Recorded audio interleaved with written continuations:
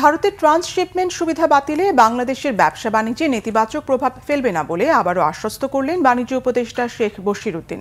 বরং পণ্য রফতানিতে পরিবহন ব্যয় দ্রুতই কমে আসবে বলে আশা তার।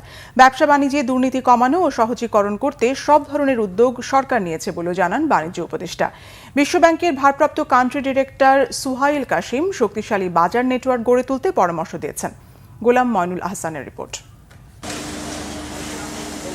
বাংলাদেশের রপ্তানির ৮২% বেশি পোশাক খাতের উপর নির্ভরশীল। আর পণ্য রপ্তানির ক্ষেত্রে ভারতের স্থলবন্দর ও বিমানপথ ব্যবহার করে বাংলাদেশ।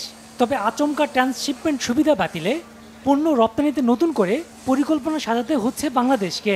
রাজধানীতে ইন্টারন্যাশনাল কনভেনশন সিটি বসুন্ধরায় ২ দিনব্যাপী আন্তর্জাতিক প্রদর্শনী উদ্বোধনী অনুষ্ঠানে বাণিজ্য উপদেষ্টা আশ্বস্ত করলেন, রপ্তানিতে পণ্য পরিবহনে ব্যয় বাড়বে না। ট্রান্সশিপমেন্টের প্রতিবন্ধকতা আসার পরে আমাদের যে সমস্যা হয়েছিল বলে আমরা ধারণা করেছিলাম, আল্লাহর রহমতে আলহামদুলিল্লাহ আমরা এই সমস্যা উতরে গিয়েছি। এখন আমরা কস্ট কমানোর কাজ করছি এবং কস্ট কমানোর জন্য যে নিয়ামকগুলো আছে প্রত্যেকটা নিয়ামক আমরা চিহ্নিত করেছি এবং একটা একটা করে সপ্তাহ দুয়েকের মধ্যে আমরা পূর্বের যে খরচ ছিল ইনশাল্লাহ সেই খরচ বা তার থেকে কমে আমরা এই কাজটা করতে পারবো। তো আমাদের এক্সপোর্টের প্রতিযোগিতার সক্ষমতা আরও বাড়বে। নতুন করে প্রাইসটা কেন বাড়বে? কস্টিং প্রাইস কেন? না, নতুন করে প্রাইস বাড়েনি, কোথায় বেরবো? অনুষ্ঠানে বিশ্বব্যাংকের ভারপ্রাপ্ত কান্ট্রি ডিরেক্টর পণ্যের গুণগত মান নিশ্চিতের সাথে বহুমুখীকরণের পরামর্শ দেন।